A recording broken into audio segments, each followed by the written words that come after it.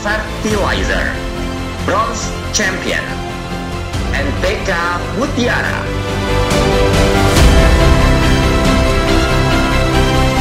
NPK Mutiara.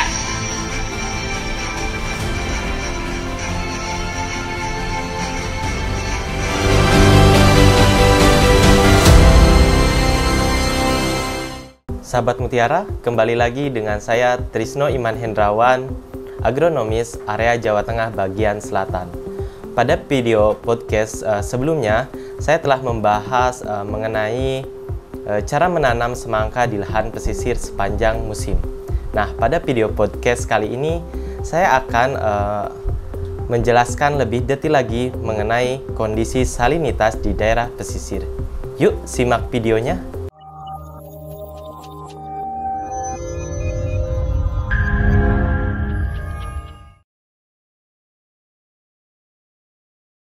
Halo, selamat datang di channel YouTube kami, NPK Mutiara TV. Di channel ini, Anda akan mendapatkan informasi dan edukasi seputar pertanian, khususnya nutrisi tanaman. Tonton video-video kami, jangan lupa like video kami, subscribe, dan pentung tanda loncengnya untuk terus mendapat update dari kami. Halo sahabat Mutiara, mengapa ada lahan pasir? Yang pertama yang melatar belakangi mengapa ada lahan di pasir, yaitu mengenai kebutuhan lahan. Populasi manusia semakin meningkat.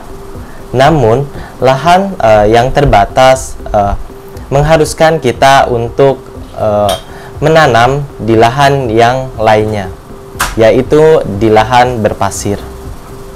Kemudian yang kedua, bentang lahan luas dan datar, sehingga penyinaran lebih maksimal.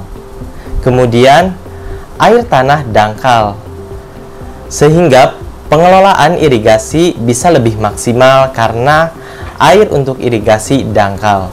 Kurang lebih sekitar 8-12 meter di lahan pesisir, air sudah bisa keluar. Kemudian yang keempat, pola tanam tidak terbatas waktu. Jadi, untuk menanam di lahan pesisir, kita tidak memiliki kendala ketika musim kemarau, kekurangan air, dan musim hujan kebanjiran. Jadi, bisa terus menanam di dua musim hujan dan kemarau. Kemudian, beberapa tanaman cocok ditanam di lahan yang panas dan berpasir. Nah, ada beberapa yang akan saya sampaikan mengenai kesuburan tanah di daerah pesisir. Yang pertama yaitu mengenai sifat fisik tanah. Yang pertama, tanah di lahan pesisir itu memiliki tekstur pasir dengan komposisi pasir lebih dari 50%. Kemudian yang kedua, kemampuan daya pegang airnya rendah sehingga memiliki poros yang tinggi. Kemudian yang ketiga, tingginya infiltrasi dan evaporasi. Hal ini disebabkan karena pori-pori mikro sangat banyak, sehingga irigasi dan pemupukan lebih cepat infiltrasi. Nah, kemudian suhu udara di daerah pesisir sangat tinggi. Kemudian tiupan angin kencang. Yang kedua yaitu ada sifat biologi. Sifat biologi di lahan pesisir, tanahnya memiliki bahan organik yang rendah. Yang kedua, organisme dalam tanah rendah, sehingga mikroorganisme yang ada dalam tanah itu sedikit.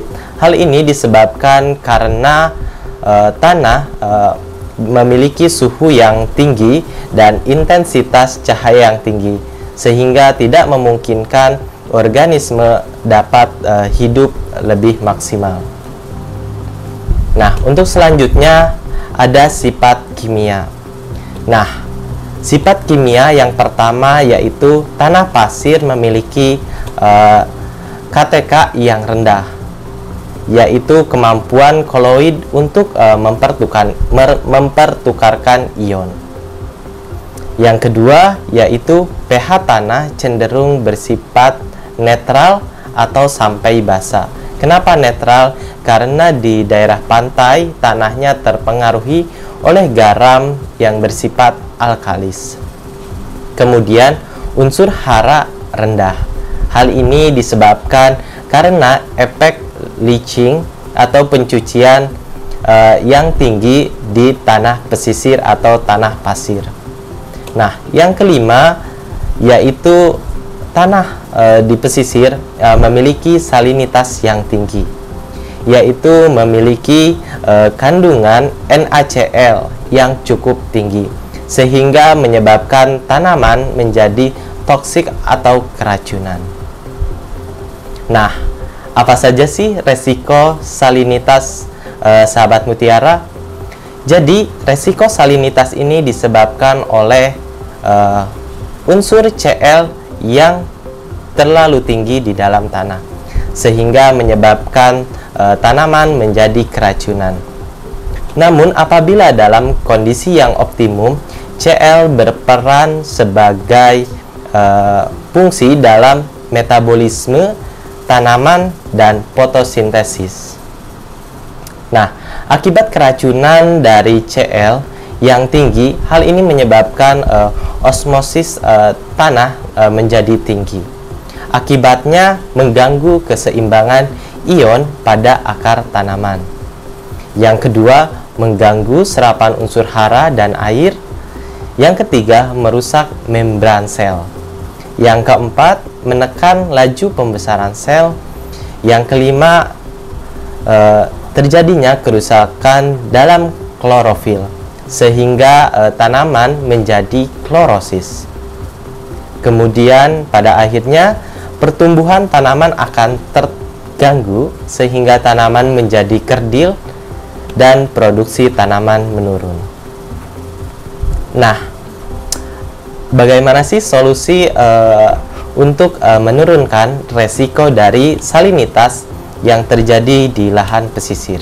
Yang pertama itu menggunakan pemecah angin, yaitu bisa menggunakan waring atau bahan-bahan lainnya. Hal ini dilakukan untuk mengurangi tingkat stres akibat terpaan angin yang tinggi di lahan pesisir, sekaligus mengurangi aliran garam dari laut.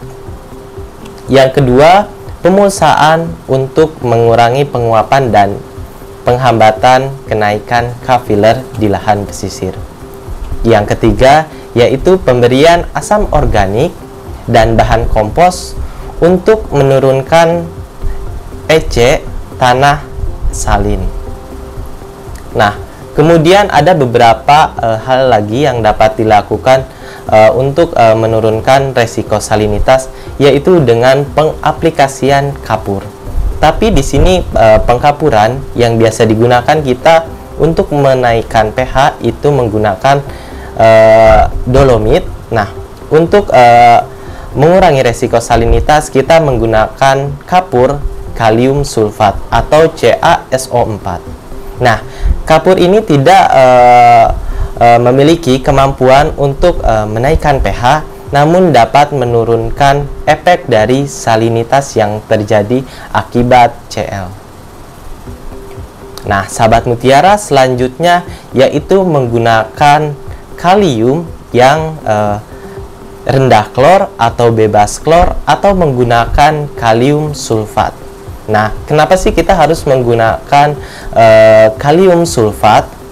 Nah, kalium sulfat tidak memiliki klor, sehingga peningkatan klor di daerah pesisir tidak terjadi, karena akibat salinitas juga sudah tinggi. Jangan sampai kita tambah Cl lagi. Beberapa produk yang kita punya yaitu adalah Merauke SOP atau subur kali butir. Nah, penggunaan kalium sulfat ini lebih efisien untuk meningkatkan bobot kering pertanaman dan hasil panen dibandingkan menggunakan kalium yang mengandung klor.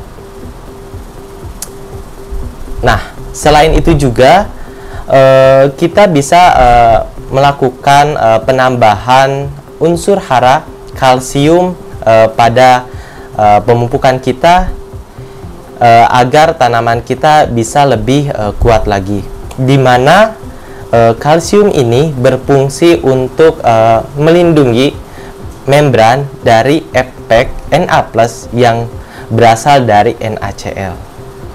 Salah satu produk yang dapat digunakan yaitu menggunakan karate plus boron atau Merauke Kalnit. Itu merupakan produk yang memiliki unsur kalsium.